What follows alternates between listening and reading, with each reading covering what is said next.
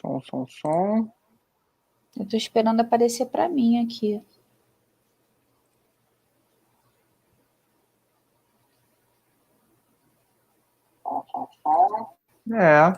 Estamos ao vivo. Estamos ao vivo. Boa noite. Sejam todos bem-vindos. Obrigada pela presença de vocês. Eu sou a Rejane. Esse aqui é o Felipe. E falta o Paulo também, ele já está entrando, ele está com um probleminha no vídeo dele. E nós somos os 3 facilitadores do estudo dessa noite da Gênese. E vamos ver, tem um monte de gente já dando boa noite aqui no chat. O pessoal chegou cedo na sala aí. O pessoal chegou cedo, né? Tatiane Silva, boa noite. Ó, o Paulo entrou. Cadê o Paulo? Você botou o Paulo já? Já. Tatiane Silva, boa noite. Luciane Delfino, boa noite. Sejam bem-vindos. Guaraciara da Silva Correia, boa noite, querida. Que seja uma noite ótima para gente. Célia Benedita Pereira dos Santos, boa noite. Luísa, boa noite, bom estudo para todos. Porque ela hoje está com enxaqueca, gente. Vamos fazer um pensamento aí, pedindo para que ela possa repousar e se restabelecer, né? Nessa hora, os nossos pensamentos, as nossas preces ajudam muito o trabalho dos benfeitores aí, sabendo que a gente está querendo estudar e que precisa dessa forcinha para se restabelecer. Glauci Moreira, boa noite, Glauci. Rodrigo Coelho, boa noite. Vânia Xavier. E hoje a gente está com um timaço, né? Vai ter bastante pergunta, hein? Postem os seus comentários. Bom, como sempre, a gente avisa que esse é o canal da Gênese, do Selvi, do Gelco, que esse é um estudo presencial e que, diante do cenário atual, né, que a gente está vivendo, esse ano ainda mais um ano de pandemia, a gente está fazendo esse estudo pela internet. Paulo lá e aqui. Boa noite, Paulo. E vocês podem participar com comentários e dúvidas. Então, para a gente começar bem, a gente vai começar com o livro Minutos de Sabedoria, que eu que vou ler, né? Então, vamos lá. Se algo der errado, se algo de errado lhe aconteceu na vida, não diga que foi vontade de Deus. Não. Deus quer apenas o nosso bem e a nossa felicidade, e nos dá os meios de sermos felizes. O mal que vem sobre nós é resultado de nossos erros do passado, de nossa ignorância. Faça em seu redor uma sementeira de bondade e de perdão, para que amanhã possa colher os frutos da paz e da felicidade. Então, agora, a prece vai ficar a cargo do nosso colega Paulo. Você pode fazer a prece para a gente, Paulo? Boa noite, meus amigos. Primeiramente, assim, o áudio tá bom? Tá bom, então. Então, vamos, assim, mentalizar em nossos pensamentos sobre o nosso Criador, na providência divina, essa oportunidade de estarmos aqui reunidos mais uma vez na semana para estudar a doutrina espírita. Então, somos gratos a Deus por essa oportunidade, que possamos assimilar, como a gente sempre pede a cada semana, e o mais importante que lembramos é vivenciar essa filosofia que nos auxilia, nos consola e nos dá força, perseverança para enfrentarmos as nossas provas no dia a dia, para superarmos as dores e sabermos usar todas as aparentes dificuldades para crescermos, para desenvolver nossa paciência, a nossa serenidade e todas as virtudes, trabalhar nossas imperfeições, domar nossas paixões e impulsioná-la para a realização do bem, que possamos sempre ter em mente em ser útil para o próximo e em exercer a caridade, a humildade, tudo aquilo que já aprendemos ao longo dos anos nos estudos da doutrina. Agradecemos aos bons espíritos que estão sempre nos acompanhando, que eles possam estar conosco e também fazer a nossa parte em manter os pensamentos serenos, o coração tranquilo, em tranquilidade das emoções, para que possamos estar na mesma sintonia de nossos benfeitores e estar com essa portinha aqui dentro aberta para receber as boas inspirações. E assim pedimos como extensão para todos os grupos e turmas que estão no mesmo propósito nesse momento, para os amigos que participam do estudo, para aqueles que por algum motivo não puderam estar nesse momento, mas que acompanharão depois do estudo, para aqueles ou os familiares dos mesmos que precisam do conforto, tanto espiritual, no campo do sentimento, da consolação e também no restabelecimento da saúde, pois assim na comunhão de pensamentos, na união, seremos mais fortes, estaremos mais sintonizados nesse clima de amor que leva ao bem. E nesse clima pedimos a permissão para dar início em mais um estudo em teu nome e que assim seja. Graças a Deus. Boa noite, Tiago. Olha, eu queria dizer para vocês que o Clube da Luluzinha está muito forte aqui, viu? Só tem 2 meninos. Aqui, entre nós 3, eu sou sempre quase a única. Ou era eu ou era a Mônica, né? A gente era a minoria. Era sempre só uma menina. Mas, olha, o pessoal que está assistindo, os meninos estão perdendo. Só temos 2 aqui. Vocês estão muito fraquinhos, precisam chamar reforços, viu, meninos? O Clube da Luluzinha está ganhando. Bom, vou passar a palavra para o Felipe. A gente está no capítulo 5 hoje. A gente inicia o capítulo 5 no tema dos antigos e modernos sistemas do mundo. E passo a palavra para o Felipe. Bom estudo para vocês, gente. Obrigado. Minha voz está legal aí?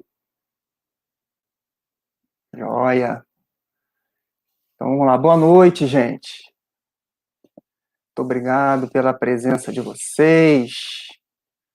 Bastante gente hoje, né?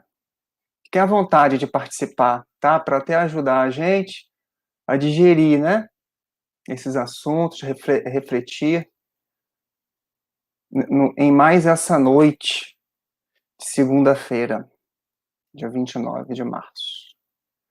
Então, já avançamos, estamos no nosso 9º encontro, se eu não me engano, e já avançamos para o capítulo 5. Caramba, como passa rápido, hein? Vamos lá, passa rápido, né? Mas a gente faz sempre um bom proveito disso. Então, a gente vai conversar aqui no meu pedaço de tempo, a gente vai conversar sobre os antigos e modernos sistemas do mundo, dos itens de 1 a 7. Tá? Antes disso, algumas considerações. Estudando esse capítulo, me veio à mente, eu gostaria de compartilhar para vocês. Então, a gente é um período, né, uma parte do livro que a gente fala muito sobre ciência, né? E agora a gente, né, a ciência que a gente muito vai falar agora é da astronomia, né? Mas assim, eu penso que não é, a gente não vai falar só sobre ciência, né? O nosso propósito não é apenas esse. juntamente com a ciência que está compartilhada aqui por Kardec, a gente entendeu uma atualidade também, né, por causa do tempo em que o livro foi escrito até agora, fazer uma atualizaçãozinha. Mas a parte que eu mais gosto, eu não sei se vocês perceberam, é mais uma oportunidade de conhecer o codificador, Kardec. Né? Eu acho que o melhor exemplo de espírita que a gente pode tirar como referência. E a gente consegue perceber este ser através da sua obra. Olha que legal. Né? A gente percebe Deus através da sua criação e a gente consegue entender um pouco quem era Kardec pela obra, pela forma com que ele descreve cada item. Eu gosto muito dessa parte. Eu gosto muito de olhar para um item que ele coloca e pensar assim, pô, como que ele chegou nisso? Cara, ele está associando isso com aquilo. Ele está pegando aquilo, tá... Eu gosto muito dessa parte, porque ali eu vejo o ser humano, sabe? E um espírito de referência. Nós somos apenas os estudantes do que ele escreveu, né? Ele foi o observador, ele foi o cientista, então acho que tem um exemplo moral, né? Ele está aí, ele tinha a sua missão, ele estava liderando a sua missão. Você imagine o quanto de dificuldades e de alegrias que ele teve. E eu acho que a obra, o livro, as palavras que ele escolhe para colocar, mostra um pouco isso, mostra um pouco quem ele é. Né? Então a gente vai falar de ciência, mas a gente vai tentar ver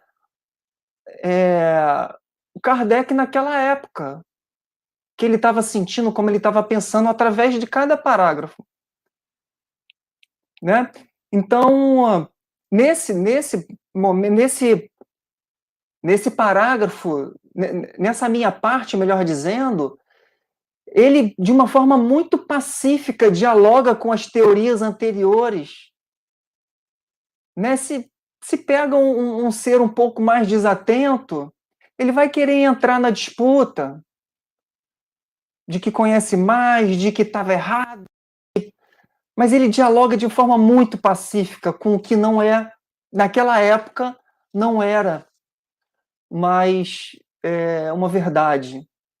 Né? Então, um dos exemplos que a gente vai capturando em cada parágrafo da forma com que ele escreve.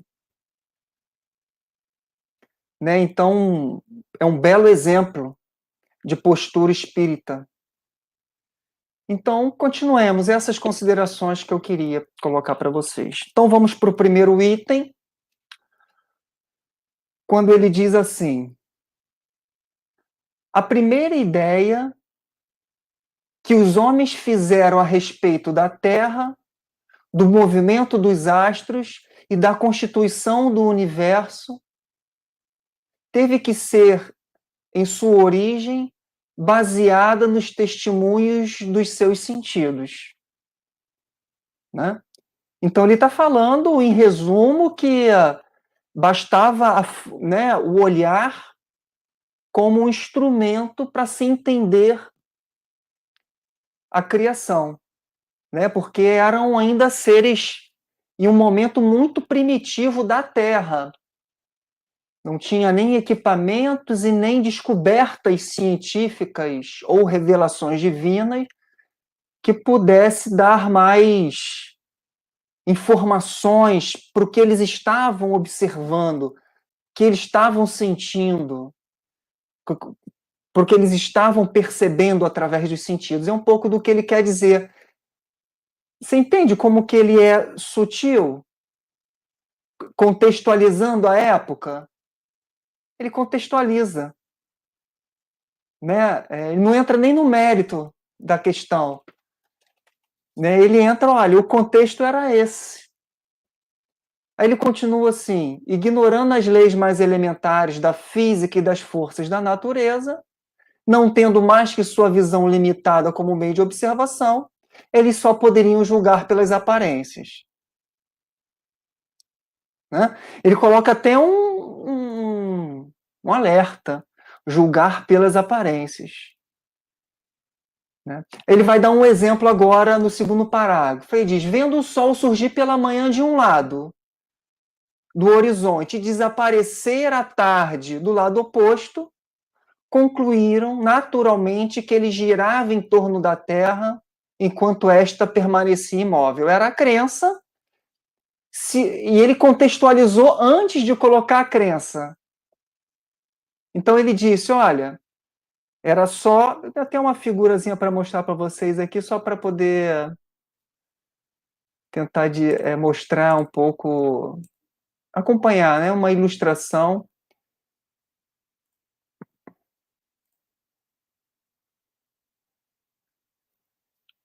Né? Então, o ser humano, observando ali o movimento de um astro, e é muito claro naquela simplicidade, né, daquela época, que concluir que era o Sol que se movia era muito óbvio.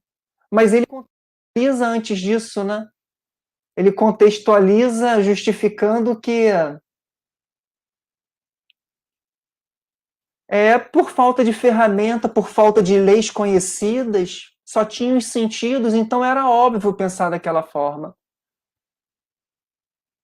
Vemos o Sol mudar de lugar e não sentimos a Terra se mexer. Né? Então, eu acho que ele deixa um recado. Ele deixou um recado aqui comigo. Nem tudo é como parece. Né? Nem tudo é como se mostra. Assim como Kardec observou aqueles fenômenos de mesas girantes, de contato com a espiritualidade, ele não saiu criando um monte de teoria.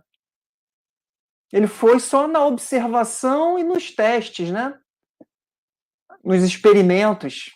E ali sim se desenvolveu uma teoria. Né? Acho que vários outros que foram tocados por esses fenômenos não seguiram esse mesmo caminho.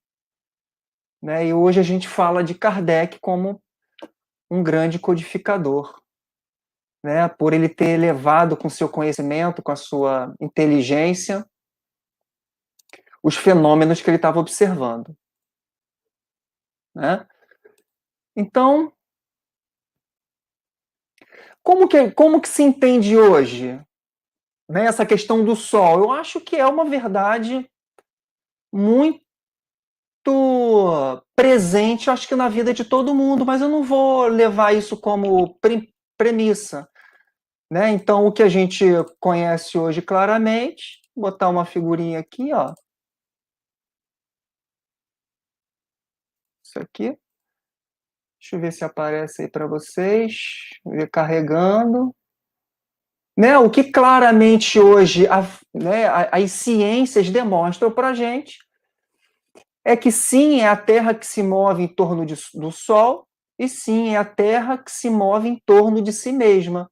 Aqueles famosos movimentos, né, de rotação em seu próprio eixo, né, e no mesmo tempo que ela roda num eixo, ela roda em torno do Sol. Né, ela rodando ainda no mesmo eixo, a questão do dia e da noite, e do movimento ao redor do Sol, a questão das estações. Né? Então, só para a gente contextualizar, como a figurinha está mostrando aí, o Sol como estrela principal, né? E a Terra girando de uma forma né, no seu eixo, como a rotação, em torno dele como uma translação. Ok? Então, assim, no item 2, deixa eu botar aqui que está assim, né? No item 2, o que ele diz lá para a gente lá? Ó, ele começa esse item 2 mais uma vez justificando, né, eu tenho a impressão que ele faz isso para começar de forma pacífica, né? Ele coloca a situação e depois vem explicando, entrando no mérito. Por mais uma vez ele faz isso. Ele diz assim, no item 2, vamos lá. Naquela época, as viagens eram curtas, raramente ultrapassavam os limites da tribo ou do vale, não permitindo que se comprovasse a esfericidade da Terra, o quanto ela era esférica. Ele está colocando que os povos, os deslocamentos dos povos naquela era muito primitiva, eram curtos. Então, eles não conseguiam observar imagens diferentes, até posição de estrelas em locais diferentes, até mesmo do Sol, né? Em locais diferentes, porque os trajetos eram sempre muito curtos. E isso não favorecia eles entenderem, como a gente entende hoje, que a Terra é uma esfera. Isso por uma questão de falta de conhecimento. Mas a ignorância do homem não é só limitada pela falta de conhecimento. Essa frase foi minha, tá? Essa parte foi minha. Tá escrito não.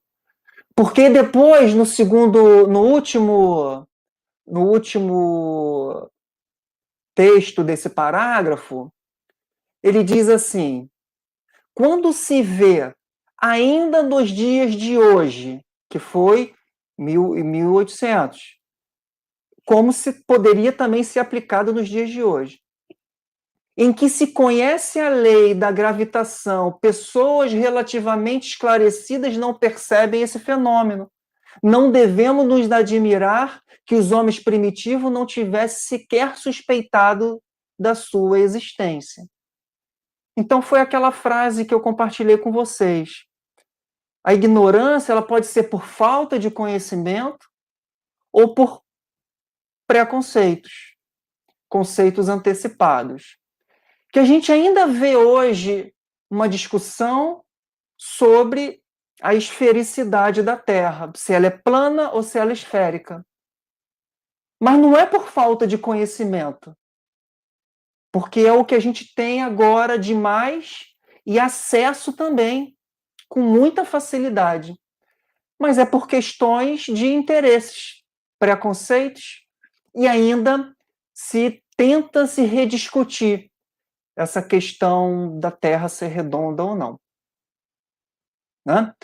Então, eu vou até compartilhar com vocês aqui o que se entendia de muitas crenças na antiguidade, de como se entendia o formato da Terra em função do observador.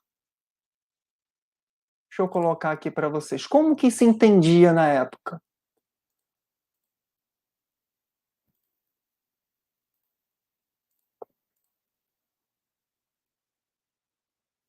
Deixa eu ver se abriu aí para vocês. Ficou pequenininho, né? Ah, pronto. Então, assim, vários eram os formatos em cima do conhecimento que se tinha na época, só por curiosidade. Né? E na maior parte das vezes ela sempre plana, achatada, sem profundidade. Né? Até alguns seres mitológicos, um elefante, tartaruga. Então era como que era observado a Terra, segundo a falta de equipamentos e falta de leis, como ele disse, né? E também pela falta de movimentação. Né? Porque movimentar-se no globo provoca experiências de observações diferentes. Uma vez eu fui com a minha tropa aqui, uma tropa toda feminina, tá, Rejane? Toda feminina, né? A esposa, 2 filhas e uma cachorra. Eu fui pro Nordeste, e ali naquela prainha, tomando um suco de maracujá, eu percebia que a coloração do céu e a coloração do pôr do sol diferente, né? Desloquei ali algumas latitudes e já começava a perceber o céu de uma forma diferente. Então, como é importante se deslocar, como é importante você se posicionar, como é importante você pesquisar para você ter uma opinião, para você ter uma definição que é verdadeira para si. Eu acho que é isso que o Kardec me ensinou, né, colocando esses exemplos. Bom, e aí, no item 3, ele vai falar sobre por se mostrar, vou ler o item, tá? Por se mostrar sob forma côncava, aí a experiência da observação. O céu, na crença vulgar, era tido como uma abóbada, né? Real, cujos bordos inferiores repousavam sobre a terra e lhe marcavam os confins. Vou trazer uma imagem também que serve para ilustrar, que na época Kardec acho que não tinha oportunidade de fazer o livro A Gênese ilustrado, né? A gente tenta aqui, de alguma forma, até para poder ficar mais compreensível, né? Mas os livros da época mostravam, né? Os livros da época mostravam isso. Isso. Aqui. Seria... Peraí, não está indo aí? Fica assim, né? Ah, tá. Assim. Como se fosse uma abóboda. Existe um seriado na Netflix, eu acho que é Under the Dome. É isso, né? Under the Dome. Que explica ali uma cidade, um país, não me lembro muito bem, que era coberto também por uma abóboda, por um domo. E ali a vida se dava de uma forma diferente. Um exercício de ficção interessante, como que seria, né? Que é parecido com o que a gente está vendo aí, né? Essa aqui era a abóboda. E aqui, né, o que eles conheciam como coisas que existiam, né? O oceano e a extensão de terras que era conhecida deles na época. Então, aí. Então ele fala de abóboda dessa forma. Foi daí, Kardec coloca aí, daí que veio a denominação de firmamento, que é algo firme que segurava, né? Que a gente já sabe que a expressão é legal, mas tem nada firme lá, né? Não dá para pregar um pisca-pisca lá em cima.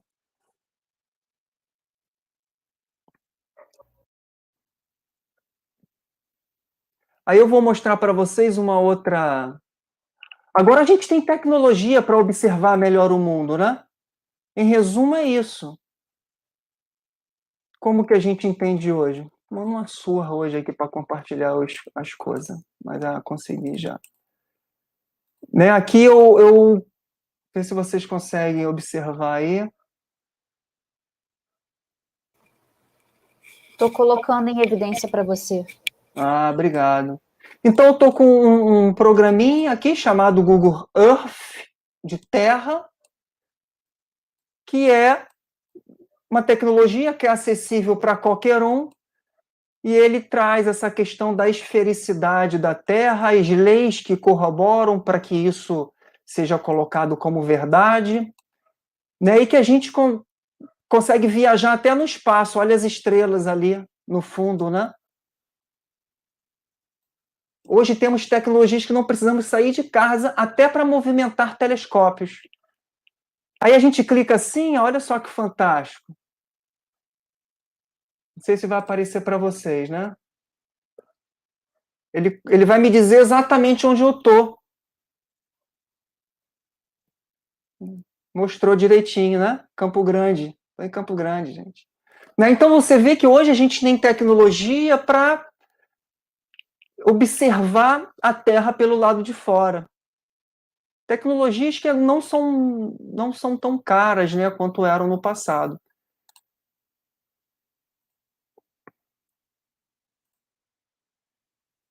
Ah, obrigado. Estou tomando surra aqui. Então, vamos lá. Item 4. O item 4 ele fala de estrelas. Ele diz assim: as estrelas das quais não podiam imaginar a natureza, natureza no sentido de origem. As estrelas, aquilo que a gente olha para o céu e vê lá, eles também olhavam e viam. Eles não podiam imaginar a natureza, a origem daquilo, o que era aquilo. Não tinha ferramenta, não tinha equipamento, não tinha nada. Eram simples pontos luminosos, maiores ou menores, presos na abóbada, como lâmpadas suspensas dispostas em uma superfície única, e assim sendo todas à mesma distância da Terra, tais como se representam no interior de certas cúpulas pintadas de azul para simbolizar o azul do céu. A arquitetura foi inspirada por esse conceito de abóbada, né? Em algumas religiões, em alguns templos, tem, né, essas abóbadas lá. Né? Então, o que ele quer dizer, ele fala assim, olha, é uma abóbada que tem pisca-pisca pendurado, todos têm a mesma distância. Enfim, era o que se entendia na época. E o que se entende hoje, na época, no que tange a estrelas?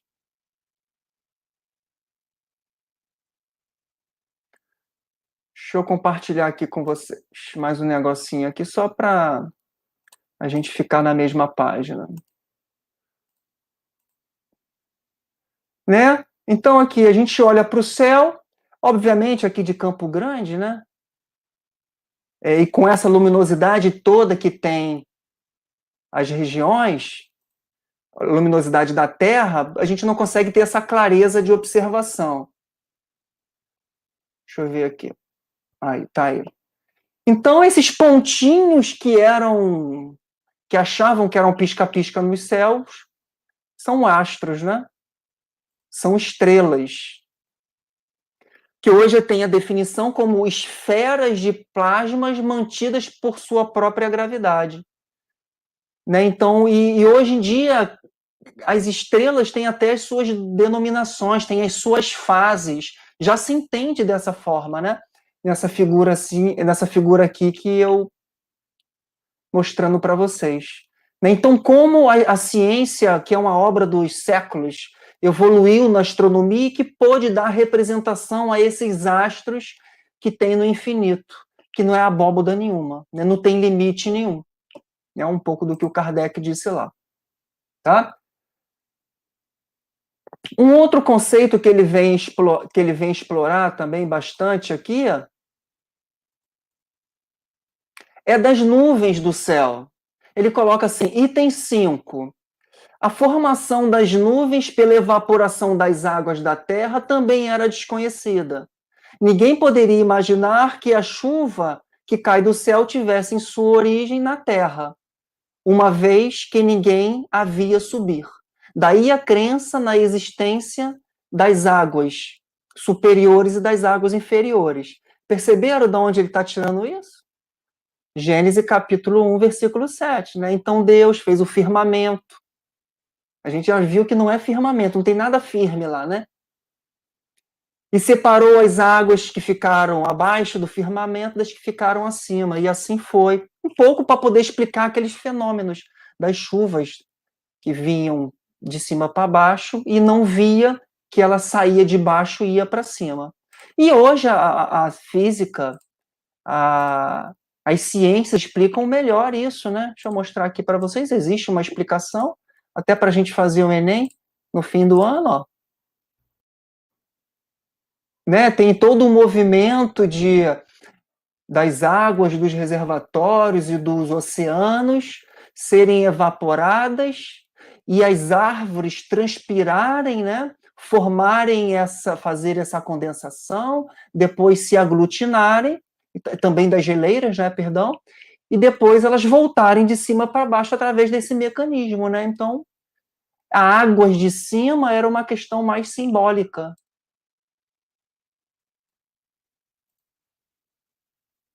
E para terminar, no item 6, falta o 7 ainda, né? Ele diz assim: a ignorância completa acerca do conjunto do universo e das leis que o regem, bem como da natureza, da constituição e da finalidade dos astros, que pareciam ser tão pequenos comparados com a Terra, necessariamente fez com que esta fosse considerada como a coisa principal, o único objetivo da criação, e os astros como acessórios criados unicamente para os seus habitantes, né? Então ele está dizendo que isso tudo que a gente conhece hoje como possibilidade de vida fora da Terra, achava-se que a gente era o centro do universo e tudo foi criado para a gente observar, para ser a nossa distração de domingo, né, de observar os astros, as estrelas e tudo mais. Né? Lembra daquele link que eu compartilhei com vocês sobre os objetos celestes e o homem, né? Vou colocar aqui de novo para vocês darem uma olhadinha. Em que ele vai colocando diversos objetos, né? Ó, estrelas, satélites, planetas. A Terra está aqui, né? Piquititinha aqui, ó, dentro dessa imensidão que é. Querendo demonstrar exatamente isso, né? Que isso tudo é uma criação de Deus acima de tudo, né?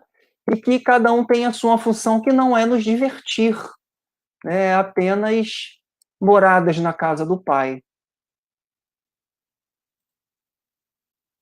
Né? Aí ele termina assim o item 7 dizendo: não tardou, porém, que percebesse o movimento aparente das estrelas, que se movem na totalidade do Oriente para o Ocidente, aparecendo ao anoitecer e se ocultando pela manhã, conservando as suas posições respectivas. Então, esse ato de observar contínuo começou a capturar detalhes. Por exemplo, basta que você, estando no hemisfério norte, lá na parte de cima, né, a gente está no hemisfério sul, prestasse atenção no céu, veria a estrela polar. Né? Por ela estar no mesmo eixo que da Terra, né? A Terra está girando aqui, a estrela polar está aqui, então sempre se via ela lá. Então aquilo ali começou a despertar a curiosidade e começou ali uma parte de descobertas. E o interessante não é só isso, como Kardec diz.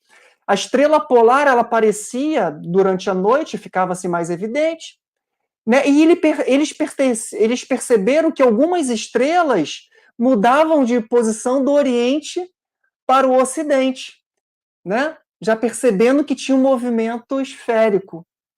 Né? E a estrela polar não, porque estava no mesmo eixo ali da Terra. Acho que o Paulo vai tocar nesse assunto aí, não vou falar muito sobre essa estrela. Né? Então, eram ideias primárias, ingênuas, que foram, durante longos períodos, o fundamento de crenças religiosas e serviram de base a todas as cosmologias antigas, né? Esse sentido da criação. Né? Então, ele está querendo se reportar muito de tudo que se falou do que era a criação e que a doutrina espírita se baseia na ciência para dar as suas explicações. Tá? Então, eu acho que acabou meu tempo. Também falei tudo o que eu imaginava aqui para o nosso encontro. Vamos ver aí se tem algum amigo aí que queira compartilhar. Tem alguma coisinha aí, Regiane?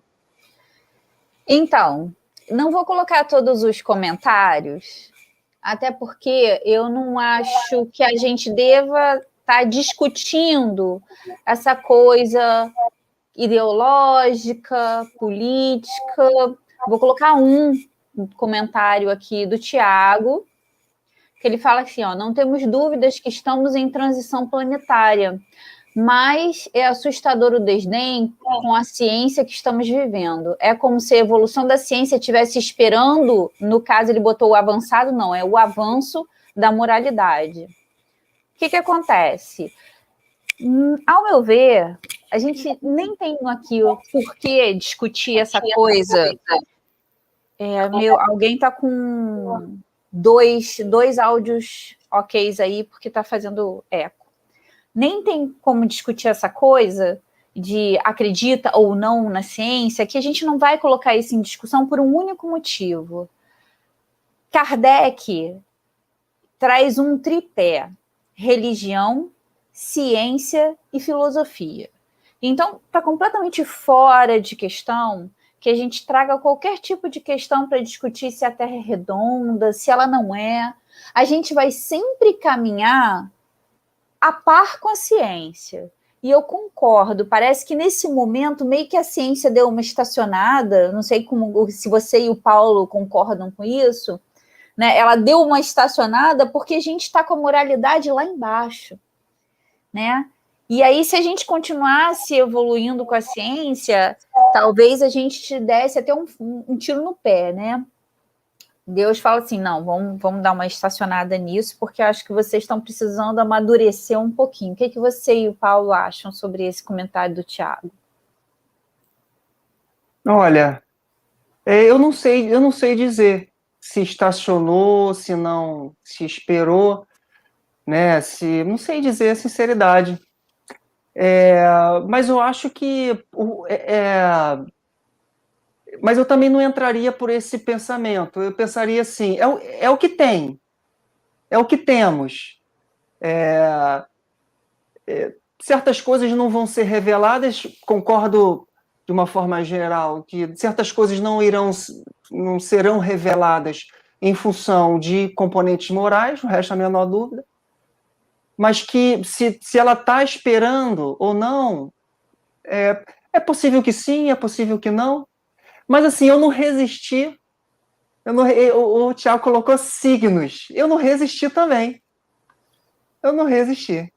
Mas o que eu queria dizer sobre signos, que a gente não pode esquecer a origem, que é o formato de algumas constelações deu a origem a essa questão dos signos, né? Então, algumas constelações que tinham o formato de escorpião, de leão, de forma abstrata e não muito bem definida.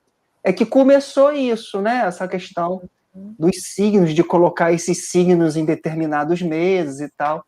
Mas eu não creio, né, nos signos, mas eu creio que todos que nasceram em janeiro têm qualidades semelhantes às que eu tenho. Né? Agora, se são signos ou não, eu ainda também não sei explicar. Mas é uma discussão que a gente poderia, um bate-papo, uma troca de ideias que a gente poderia ter em algum outro momento aí. A gente está falando de um pouco de astronomia, de astrologia, né?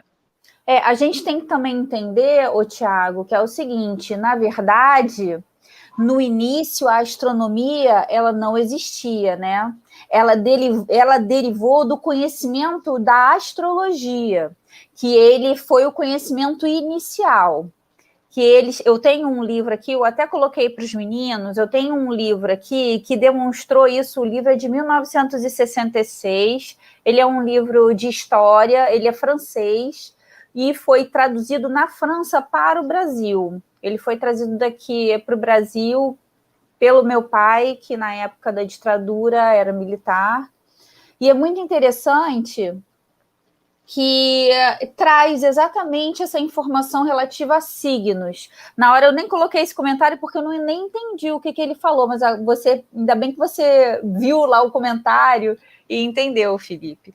Eles faziam isso, depois eu vou colocar lá no grupo a imagem, que eles correlacionavam essa questão dos signos, bem como a química, ela derivou de conhecimentos de alquimia, a astronomia derivou de conhecimentos astrológicos. Quer falar alguma coisa, Paulo?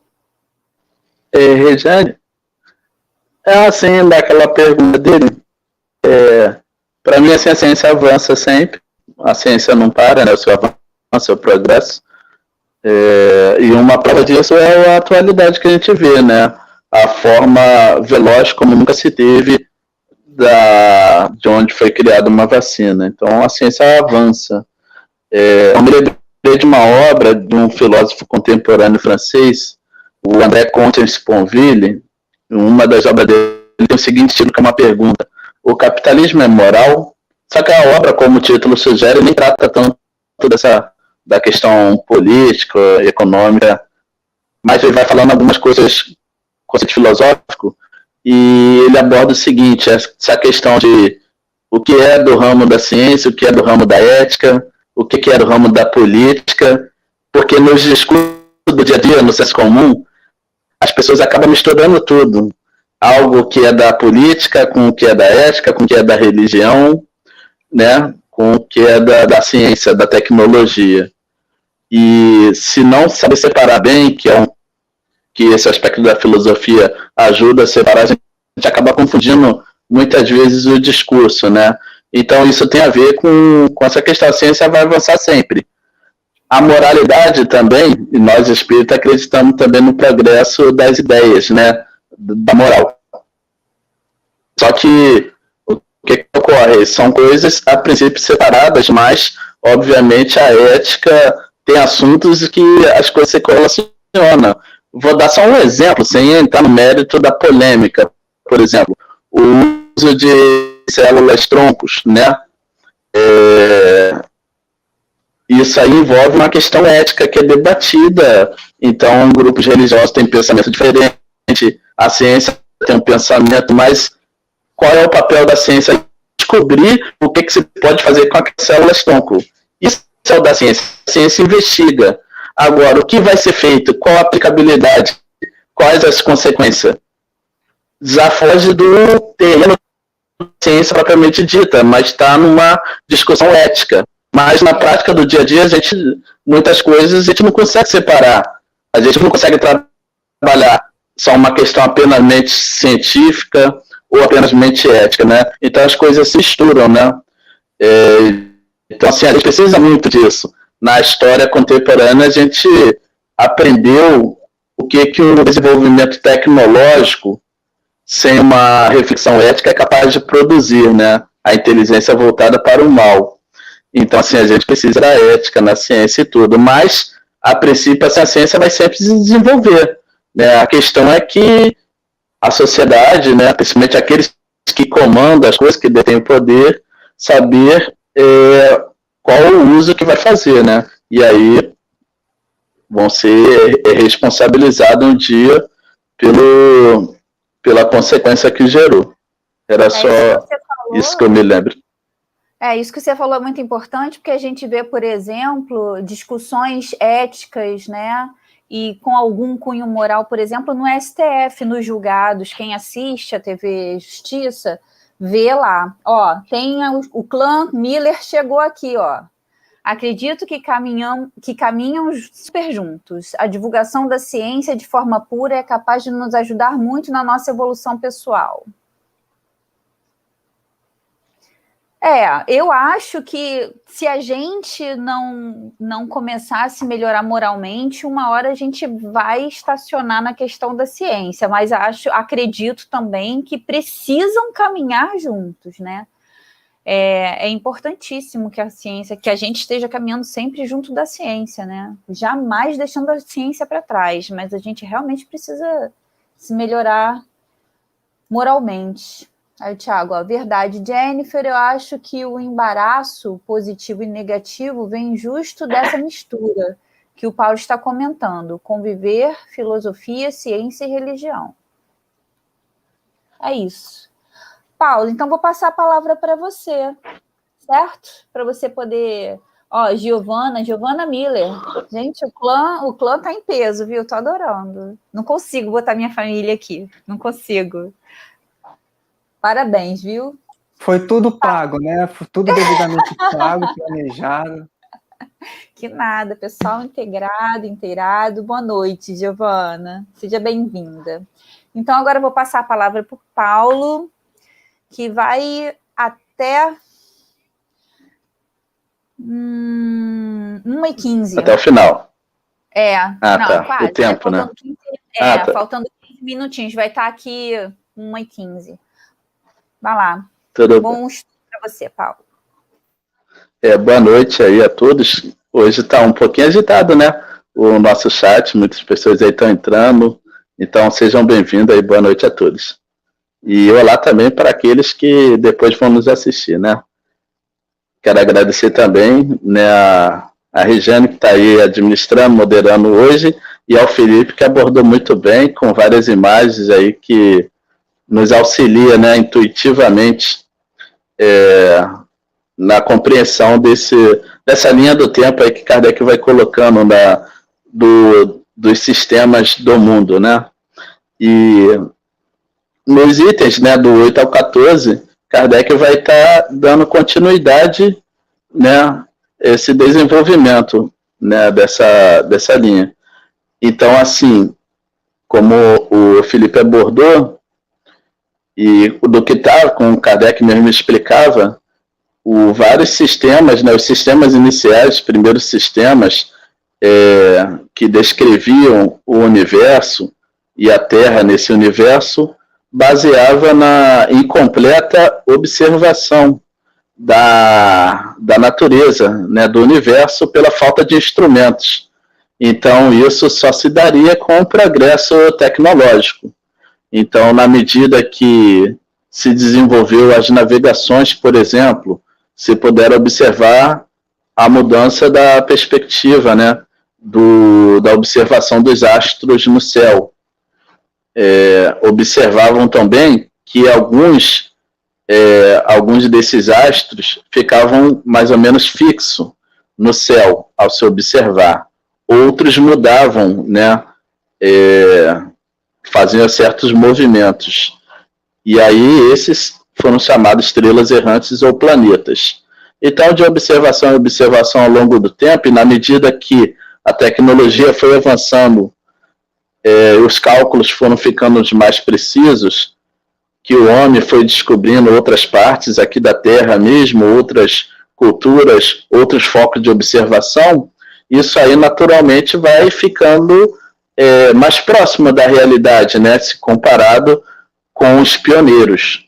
E outro ponto também que Kardec nem toca muito nesse assunto aqui, mas também que influencia, é que não apenas a ignorância decorreu da falta dos instrumentos ou de uma observação incompleta, mas a gente vale lembrar que durante o período ali do que a gente estabelece como tempos antigos e o que a gente conhece, né, na historiografia como o período medieval, até no início ali do período moderno, a igreja ela teve uma grande influência, a igreja que eu falo católica, né, no pensamento, na divulgação do pensamento, nesse controle aí.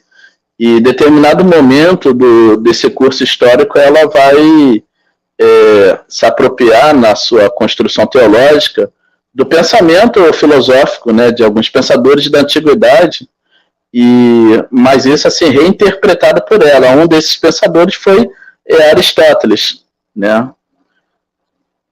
Então, assim, Aristóteles, dentro da sua vasta filosofia, né, que abordava várias áreas de conhecimento, tinha lá a concepção do supralunar e sublunar.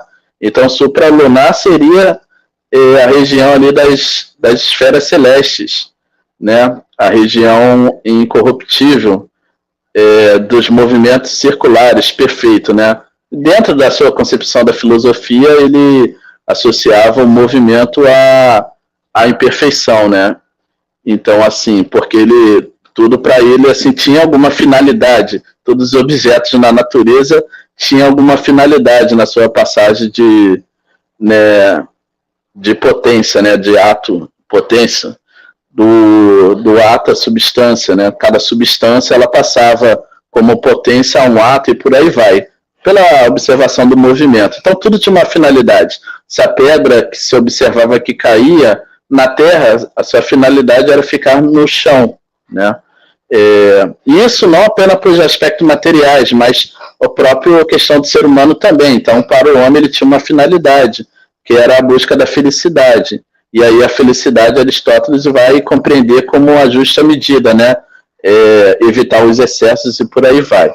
Mas, assim, só na questão dessa observação do universo, ele tinha essa compreensão, né? Então, os objetos que a gente observava celeste, que estaria aí nessa abóbada, eles deveriam necessariamente fazer movimentos circulares, que o círculo simbolizava o movimento perfeito, né? E outro pensador lá de Alexandria, o Ptolomeu, ele vai ser influenciado por esse tipo de pensamento, né? Então, as suas observações vão estar influenciadas por essa forma de pensamento. É aí que ele vai colocar, existe a abóbada, onde se observa lá os objetos celestes que fazem movimentos circulares em torno da Terra, mas a Terra necessariamente ela tem que estar fixa, porque ela não está no mundo supralunar dos objetos celestes, está aqui no mundo sublunar. Né? O mundo sublunar seria um mundo mais, seria uma região mais imperfeita, né? dos movimentos bruscos, né? Violentos, imperfeitos.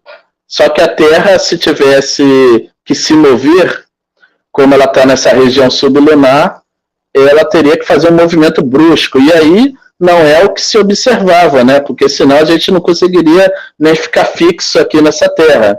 Então, necessariamente, ela tem que ser fixa. Fiz só um esboço, bem mal feito devido às minhas limitações de conhecimento filosófico, mas só para entender também que nessa questão toda, nesses séculos aí de... que a gente pode falar ignorante, seria o anacronismo, mais do que era possível os homens daquela época mais antiga entender, também foi influenciado por determinados esquemas de pensamento que vai ser rígido, né, e vai ser colocado dentro dos dogmas, dentro da teologia de um pensamento que é dominante. Então, por isso que vai se perpetuar, então vai demorar séculos para que o homem, né, as sociedades quebrassem esse jugo. E esse jugo vai vir na era moderna, com o avanço da navegação, com as invenções, né, como o Kardec coloca aqui do astrolábio, da bússola. Então, toda essa tecnologia que vai aparecer na era moderna vai ajudar, né, a essa humanidade a entender melhor o mundo em que vive e o próprio universo. E aí não para mais o avanço da ciência, né? Por mais que haja grupos, instituições ali tentando emperrar o conhecimento, o progresso científico, a partir da era moderna, vai caminhar, né? E hoje em dia a gente observa isso caminhando numa velocidade, assim, né? Então, assim, lembra que o que está no noticiário do dia, por exemplo, são uma possível, né, num futuro breve, um possível ida do homem a Marte, que é o planeta aqui próximo à Terra. E os conhecimentos estão bem avançados, então perceba, a gente está estudando esse texto de Kardec aí do século XIX, e hoje em dia a gente está aí, né, em breve, uma tripulação com cientistas para ir a Marte. Não é tão surreal ou irreal a gente pensar nessa possibilidade, né? E é o conhecimento científico avançando sempre. Mas aquilo que eu disse no intervalo, né, da nossa pausa, assim, o progresso científico puro, sim, ele vai estar avançando sempre mais para o bom uso da ciência, para o que isso pode resultar de benéfico para a humanidade, vai depender sempre de uma reflexão ética sobre o que fazemos com esse conhecimento, né? Se é para interesse de apenas alguns que vão dominar a massa ou para um benefício de todos, né? Então, isso que a gente sempre tem que refletir, né? E aí, ao longo desses estudos, né, que é uma sequência que é o que o Felipe bem abordou. Então, assim, como o Felipe apontou também da questão da estrela polar, né? Foi uma que eles observaram que ela ficava fixa e os outros corpos celestes em volta dela se moviam, né? E aí eles vão observar que alguns corpos celestes, pela nossa observação, fica fixa no espaço e outra se move, né? E a gente observa que com o avanço científico, até depois de Kardec mesmo, né? Na medida que os cientistas enviaram satélites aí para o espaço, se observa, na verdade, que todos os corpos celestes se movem, até aqueles que, sob a nossa perspectiva, a gente imagina que estão fixos. E eu já estou dando spoiler dos próximos capítulos que a gente vai estudar. A Uranografia Geral, que não é um capítulo, né, assinado por encarnado, é por desencarnado, né? É a observação sobre a ótica espiritual, né, do universo. E ali ele vai mostrar, né, o espírito é assinado por Galileu, não tem como a gente afirmar se era o mesmo espírito conhecido como Galileu, mas ele vai colocar essa questão de que tudo se move, na verdade, né? O movimento é uma constante nesse universo que temos em vista, né? Que procuramos desvendar, né? Então, assim, é muito interessante. Existe uma linha do tempo aqui de que as coisas vão estar sempre progredindo nesse conhecimento. Kardec vai citar alguns filósofos da antiguidade, como Tales, né, que é considerado um dos primeiros pensadores da filosofia ocidental. Então, assim, está lá no item 10, Tales de Mileto, que viveu lá na Ásia Menor.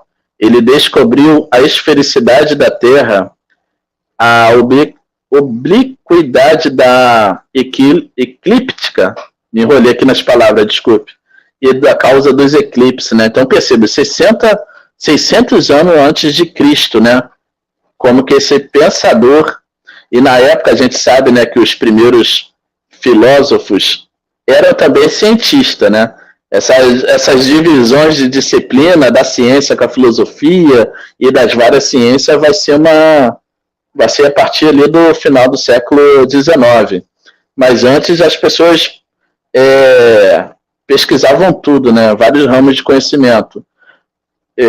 Depois, assim, a Alexandria vai ser um grande foco de conhecimento científico ali no período do helenismo, enquanto assim se era divulgado vários sistemas filosófico-éticos, o epicurismo, o estoicismo, ceticismo, etc., vai ter um grande avanço científico para aquela região ali do mundo conhecido ali, né? Então, a Alexandria ela tinha uma grande biblioteca, grande museu, e vai ser um foco onde vai surgir grandes pesquisadores. Kardec cita nesse texto aqui Hiparco, que inventa o astrolábio, calcula outros eclipses, as manchas no Sol. Então, observa, né, que aqueles homens lá naquele tempo já faziam esses grandes conhecimentos científicos. A gente lembra, quando a gente estudou aqui nos primeiros textos da nossa turma, lá no Caracteres da Revelação Espírita, que todas essas pessoas que trazem grande avanço também são reveladores científicos, vocês lembram? Né, que a gente falava que a própria providência divina enviam, né, esses homens que eu falo aqui envolvendo os dois gêneros, né, homem e mulher, homem no sentido de ser humano.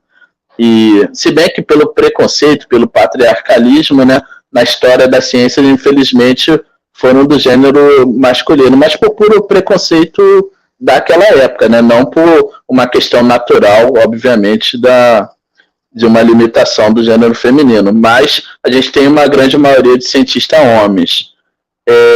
Ptolomeu, como eu citei aqui, né, ele vai estabelecer um sistema que vai prevalecer por muitos anos, influenciado no pensamento de Aristóteles, e isso vai ser, na era moderna, né, vem aparecer aí Copérnico, lá no século XVI, e aí ele vai, pelas suas observações e seu cálculo, estabelecer que o Sol está dentro, a Terra circula em volta do Sol, né? O sistema de Copérnico ainda não está totalmente correto, porque ele imaginava que os planetas se moviam em círculos, né? E, na verdade, é mais ou menos uma elipse, como Kepler vai desenvolver depois em suas leis e tudo mais. Galileu, que é um grande cientista, né, vai inventar o telescópio, e os instrumentos a gente sabe que vai possibilitar uma melhor observação, né? E por último aqui, está relacionado com a questão do signo que vocês comentaram, né? Mais ou menos essa representação, essa comparação das constelações de Leão, Touro, Gêmeo, Virgem, Capricórnio, que parece formar, né, certos desenhos, na verdade se dá por uma limitação de observação, porque os astros eles não estão muito próximos, tal como na nossa perspectiva aqui da Terra a gente imagina, né? Então, hoje em dia a gente tem vários instrumentos, né, espacial aí, e se observa que estão anos-luz de distância. Então, cai por terra essa representação e qualquer ideia que tenha isso como consequência, né? E as influências dos corpos celestes para nós aqui da Terra são outros fatores, né? Kardec vai refutar essa questão de uma influência moral, né, da posição dos orbes relacionada ao nascimento e tudo mais. Então, assim, e é muito interessante, né? Quando a gente vai estudar essas questões, a gente observa o alinhamento da doutrina, né? Como Kardec já colocava, com o conhecimento científico. E a doutrina, ela é progressista, né? Ela acompanha o conhecimento.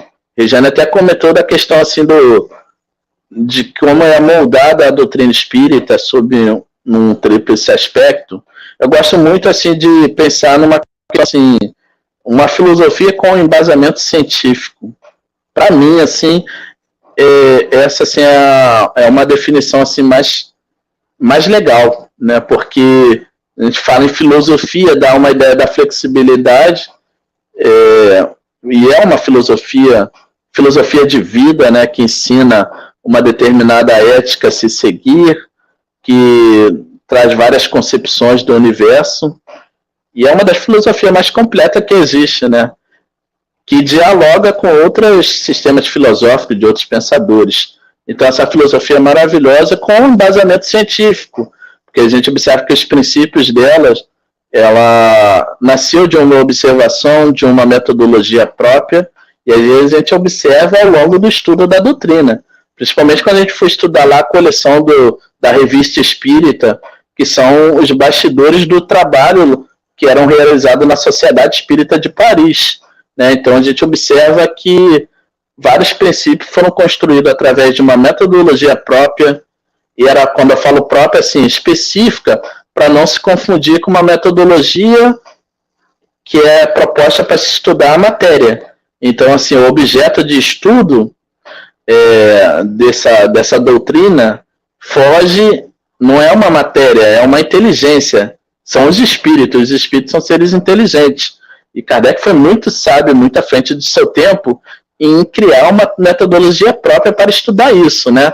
E daí vem o embasamento científico, né? E a parte da religião, a religião é a comunhão de pensamento, né? Isso que estamos fazendo aqui é religião. O conceito de religião, ela se modificou muito, né? Hoje em dia a gente tem um ramo que é estudado pela própria academia, pela própria ciência, que é a ciência da religião. Então, esse conceito de religião não está mais preso apenas assim, a religião é algo que tem que ter uma hierarquia, simbologia, né? Você pode criar uma religião no sentido filosófico, numa comunhão de pensamento, sem nenhuma simbologia, sem nenhum rito e tudo mais. Então, assim, o que é interessante, a gente vai estudar, assim, começando já desde semana passada, por hoje, uma série de uns 3 ou 4 capítulos de revisões científicas, né? Obviamente, Kardec, como era nessa encarnação como codificador, era um homem do século XIX, ele vai trazer o que era atual para o seu tempo, né? Hoje em dia, a gente tem outras teorias que Kardec, obviamente, não poderia ter acesso, né? Uma das teorias ainda em vigor, por exemplo, é o Big Bang, né? Que é uma teoria construída através de várias observações que se deram pela tecnologia, pelo avanço da tecnologia, com satélites, né, instrumentos espaciais mais precisos que possibilitaram novas observações. Então a ciência ela caminha mais ou menos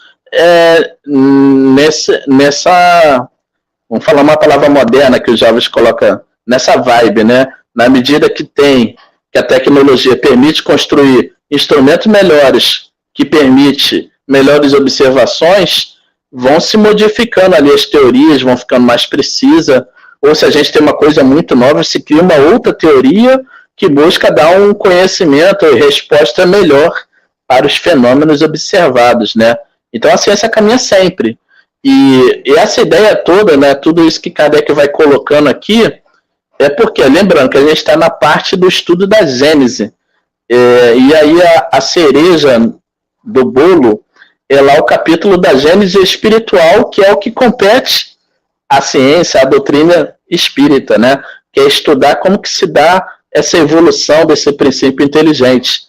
E para fazer essas coisas, que ele vai usar a metodologia própria da ciência espírita, da doutrina espírita, Kardec ele vai fazendo toda essa reconstrução. Então, perceba, na semana passada estudamos o papel da ciência na Gênese, né? Como que a ciência ajudou a desvendar os mistérios e problemas da origem. Hoje estamos fazendo um apanhado, né? Um resumo sobre os sistemas antigo, moderno, e hoje, no 2021, a gente pode falar os contemporâneos, né? Os conhecimentos contemporâneos. Isso não para nunca.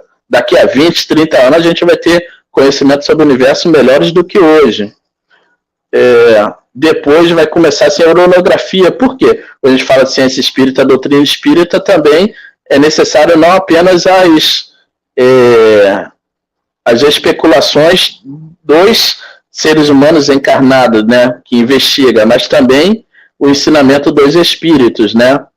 Então, oronografia seria o capítulo com a visão dos espíritos, assinado por um espírito, mas afim com outros textos que Kardec tinha recebido na Sociedade Espírita de Paris, né?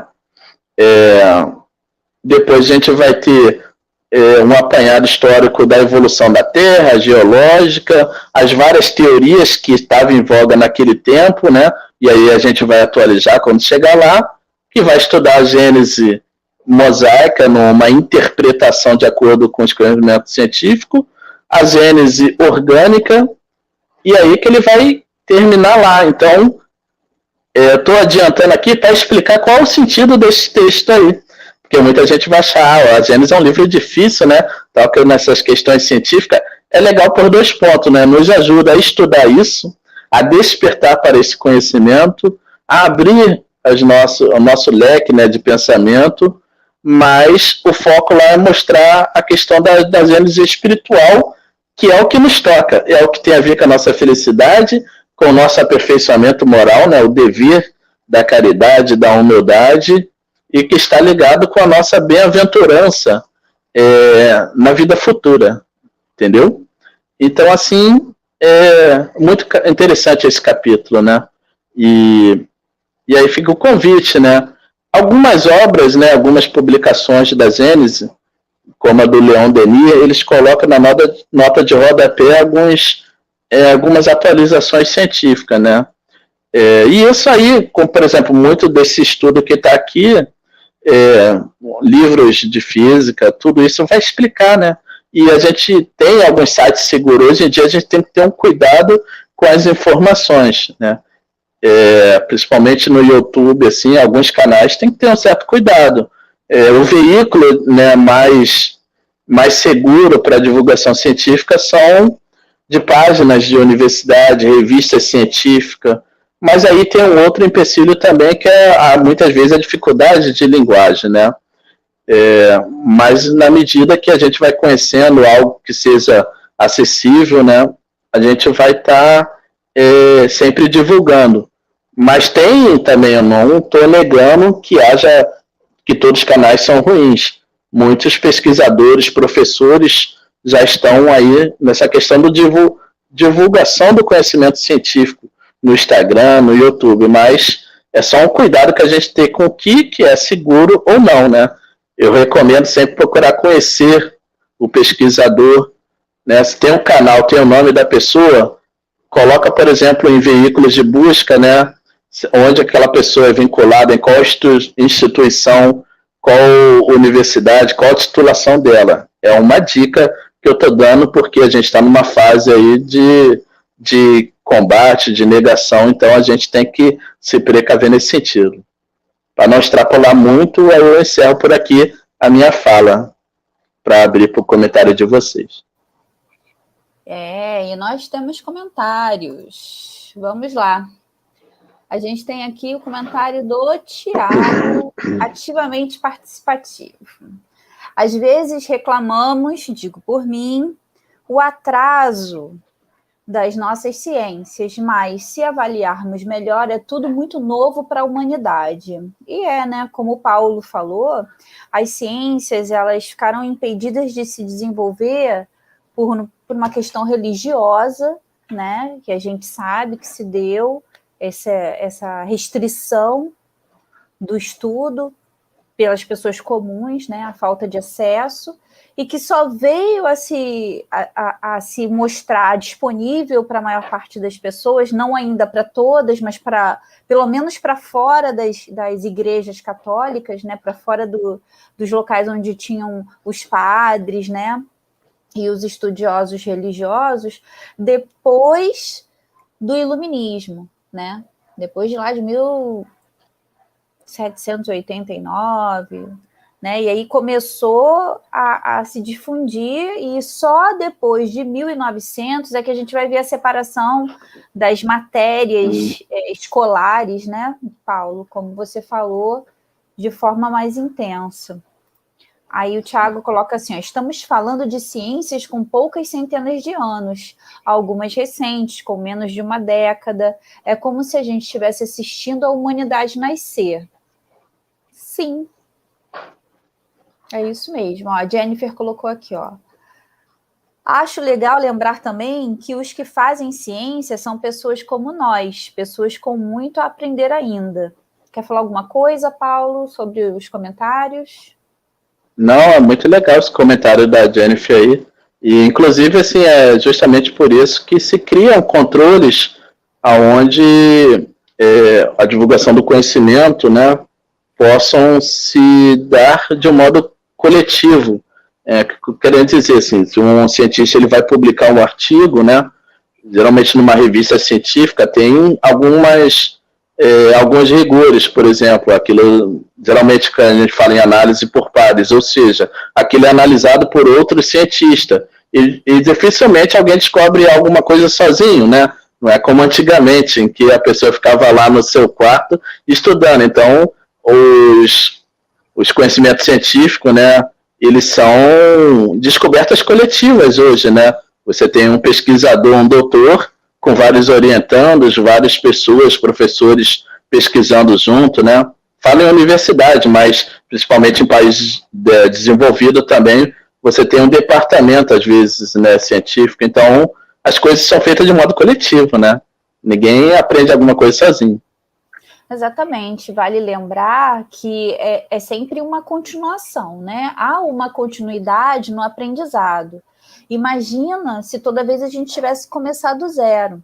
Então, normalmente, os pesquisadores, eles partem de uma leitura prévia dos artigos científicos. Então, por exemplo, se eu hoje for falar, né, dentro do campo da filosofia, que também é uma ciência, e a ciência ela deriva do raciocínio crítico que se deu dentro da filosofia, né?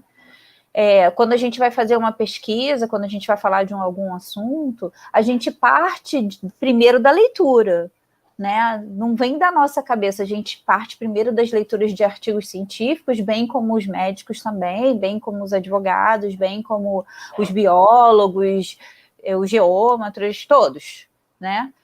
E aí, a partir desse conhecimento já prévio, é que elas se desenvolvem. E eu acho que, às vezes, a ciência ela tem dado uma certa estacionada, pelo menos do meu ponto de vista, porque a gente tem pego uma dificuldade muito grande, por exemplo, dentro das empresas de fomento de ciência, CNPq, Mokichokada, qualquer outra empresa de fomento, elas têm tido uma dificuldade com a ciência, como, por exemplo, nós antigamente fazíamos dentro do laboratórios pesquisa, eu digo nós porque já estive dentro da engenharia agronômica, a gente fazia o experimento, e se o experimento desse errado, não desse nenhum tipo de resultado, a gente publicava o resultado negativo. Hoje em dia, eles não querem saber de resultados negativos, eles só querem saber de resultados positivos, e isso dá uma travada, porque você fica sempre fazendo a mesma coisa, dando errado, porque aquele que deu errado, que não foi publicado, você não tem noção, porque não é público, não se tornou público. Então, você fica sempre fazendo a mesma coisa, e aí o resultado dá errado, né? Não dá o positivo, e você não sabe. Então, assim, de alguma forma, para ganhar dinheiro, as revistas hoje estão correndo atrás do rabo. E isso é muito triste, sabe? Porque gostaria mesmo, e foi o que a Jennifer falou, nós fazemos a ciência, são pessoas simples fazendo ciência, né? A gente está participando da evolução do planeta. Sim. Quando a gente fala de ciência, a gente fica pensando assim, Albert Einstein, tudo, né? Não, mas a grande maioria das publicações científicas são feitas por pessoas comuns, né? Os gênios, né? Aparecem lá uma vez ou outra. Eles aparecem de tempos em tempos, né? Como o Kardec colocou. Rejane, pode falar. Desculpa interromper, só uma coisa que eu queria comentar e tem a ver com o espiritismo, né? E é uma questão, uma opinião minha, que eu não sei se é compartilhada aí por você, por Felipe, né? Mas que eu acho que é legal colocar pro público é o seguinte: como ele já falou dessa construção coletiva do conhecimento científico, isso também deveria ser copiado, né? Nas proporções devidas para a divulgação do conhecimento espírita. Então, assim, hoje em dia a gente tem muito que a gente chama de novidadeiros, ou alguém que publica algo com a intenção de vender livro, de repente, eu não estou julgando, né, nem apontando X ou Y, ou assim, seja em seminário ou em palestra, tem muita, né, porque contar novidade chama a atenção da visibilidade, mas eu vejo muita falta disso, né, no nosso meio espírita. Eu acho que antes de espalhar essa novidade para o público, né, de contar um fato novo, de mostrar algo, que o espírito só revelou para si, estou falando de modo geral, né, não estou citando nada não, é só por uma reflexão nossa para o espiritismo. Eu acho legal, assim, que a gente tem essa consciência, né, de procurar trabalhar as coisas de modo mais coletivo, né. Eu recebi, por exemplo, vamos supor, se eu sou um médium psicógrafo, eu recebi uma série de textos, né, que o Espírito está me revelando, mas aí vamos colocar esse texto para análise aí no meu grupo mediúnico, no centro que eu sigo, ou outras pessoas que eu conheço, né. Então, antes de sair, né, para as coisas. Importantíssimo, concordo. Aí o Tiago fala aqui, espiritualmente falando, fazer parte desse movimento, construção da humanidade, deve ser bem agregador. Todos nós fazemos, Tiago, não sei se os meninos concordam comigo, mas todos nós fazemos, cada um com o seu pequeno trabalho, nós todos contribuímos, somos os cientistas de Deus nos nossos cantinhos, sabe?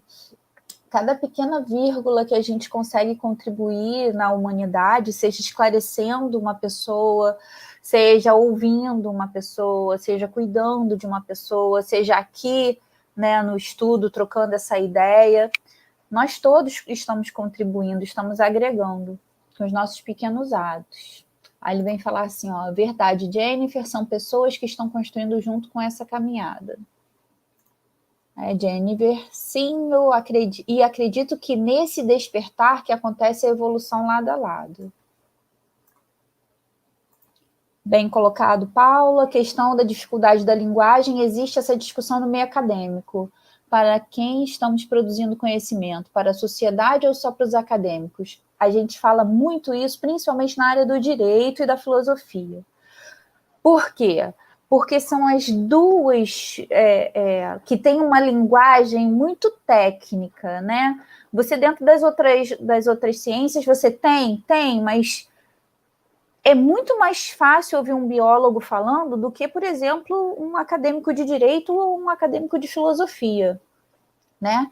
Eles usam um linguajar muito rebuscado, muito técnico, e não há necessidade, sabe, de se fazer somente dessa forma. Tem como a gente trocar isso em miúdos e fazer com que as pessoas realmente participem, né, Paulo? E isso é uma questão interessante, né? A gente pensava também como que Kardec foi pioneiro, porque hoje em dia, assim, um veículo mais prático, mais rápido para o conhecimento para publicações de conhecimento científico são revistas e não são livro, porque livro é mais caro e livro dá trabalho para um pesquisador publicar. Então o pesquisador publica muitos artigos, né, em revistas. Kardec foi pioneiro em que sentido? Ele construiu a revista espírita. Então, assim, ele teve essa sacada já naquela época. Então, assim, tem livros, né, a Gênese, o Evangelho, o Livro dos Espíritos, que é o Espiritismo, né? São livros, são mais trabalhados. Só que Kardec, paralelamente aos livros, ele publicava sempre e com até maior constância os artigos, né, que era na revista espírita. Só que os artigos que muitas vezes eram mais elaborados e aí se encaixavam nos livros, né? Isso é interessante. Outra coisa também, assim, a escrita, nem vezes a pessoa faz por mal, porque a tarefa de você escrever algo que seja profundo e de um modo claro é para poucos, né? E aí o Kardec era mestre nisso, né? A sua escrita é profunda e é clara. Muitas vezes a pessoa faz uma escrita profunda, mas não é clara, é obscuro. Às vezes está no próprio estilo da pessoa, nem sempre é só vaidade, né? É uma habilidade você escrever de modo claro. Assim como tem escritas que são claras, mas são rasas, né? Algo superficial. Então, assim, você escrever de modo profundo e claro é para poucos, né? Kardec foi um expert nisso aí. Pode falar, Felipe. Manda ver, Felipe. Abre o microfone. Fazer um comentário sobre essa tentativa, uma boa tentativa de trazer a sociedade para os conhecimentos científicos, né? Kardec cita nesse capítulo mesmo sobre, ele fala assim, graças à imprensa, como um grande movimento de divulgação, né? E eu vejo, não é nenhum estudo científico, mas é pelo ato de observar, grandes cientistas, e que têm até nomes premiados, o Marcelo Gleiser, o Pedro Carabés, que são pesquisadores totalmente envolvidos com o seu meio acadêmico e que conseguem, através da internet, do multimeio, do multimídia, fazer essa mesma revolução. Quando que você imaginaria de fazer um curso de astrologia? Qual é o curso dele? Ciência, como é que é? Física para poetas, curso de física e astrofísica no canal do Marcelo Gleiser, né, que é um físico, astrônomo bem premiado, brasileiro, né? O quanto esse multimeio também agora é um canal de oportunidades de dar acesso, né, a essas pessoas que têm mais desenvoltura, né, para poder tentar explicar alguma coisa, mastigar, né, pega algo que é hipercomplexo, mastiga e coloca ali nos multimeios aí como um grande fenômeno de você compartilhar conhecimento. É isso mesmo. É isso mesmo. Eu queria agradecer imensamente o que vocês puderam compartilhar com a gente, Felipe, Paulo. Muito obrigado. O estudo de vocês é sempre muito agregador, muito interessante. É uma honra trabalhar com vocês. E a gente vai ter que encerrar, né? A gente vai ter que fazer a prece final. E a gente volta na próxima segunda-feira com o estudo já no capítulo 6 da Uranografia Geral. Eu espero encontrar vocês aqui novamente. Muito obrigado pela presença de todos. E quem é que ficou com a prece? Foi Felipe? Então, manda ver, Felipe. Para aqueles que desejarem, fechar os olhos, para que a gente una os nossos pensamentos numa só direção. Na direção de Deus. Agradecer o dia de hoje, as oportunidades e os desafios. Agradecer a Deus por estarmos juntos, conectados mentalmente, virtualmente, nesse estudo tão edificante nessa comunhão de sentimentos e pensamentos tão edificantes. Agradecer a presença, a inspiração e a proteção dos benfeitores. Os benfeitores do nosso self, os nossos anjos protetores, que junto de nós nessa caminhada nos ajudam continuamente a refletir, a vigiar, a orar, e que possamos fazer a nossa parte. Interiorizar alguns conceitos, algumas condutas, novos conceitos, novas condutas, tendo a certeza